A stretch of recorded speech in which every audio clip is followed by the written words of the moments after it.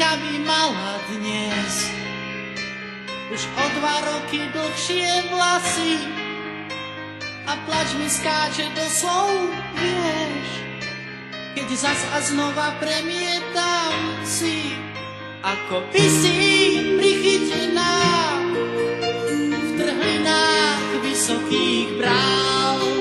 Nikto nezachytí tvoje laná, keď sa rútiš z kolmých skál. Bol som pri nej dole hneď, kým jej výkrik doznel vo zvenách a za viečkami našiel tu jeď dve zľaknuté svetielka. Čo sa robí v mojich žilách, o to sa nik nestará.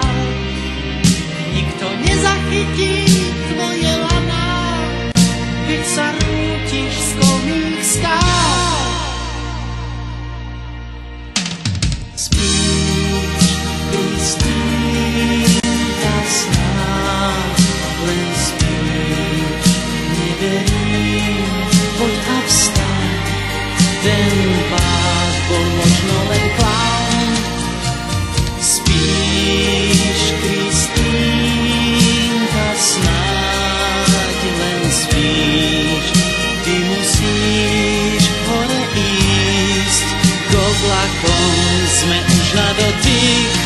Ty si jediná z nás, tak blízko pri oblakoch.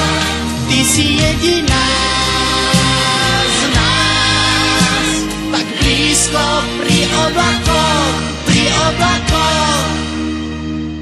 Vydýchla mi v náručí a odtedy sa podvádzam, že Kristýnka snáď iba spí, že ticho za ňu rozpráva, tak sa platí za to, že mladá chcela vidieť z výšky brál. Nikto nezachytí tvoje laná, keď sa rútiš z kolmých skál. Spíš, Kristýnka, snáď len spíš, neverím, poď a vstaň. Ten pád bol možno len klaun. Spíš, Kristýnka, snáď len spíš. Ty musíš hore ísť, k oblakom sme už na dotyk. Ty si jediná z nás, tak blízko pri oblakoch. Ty si jediná z nás, tak blízko pri oblakoch, pri oblakoch.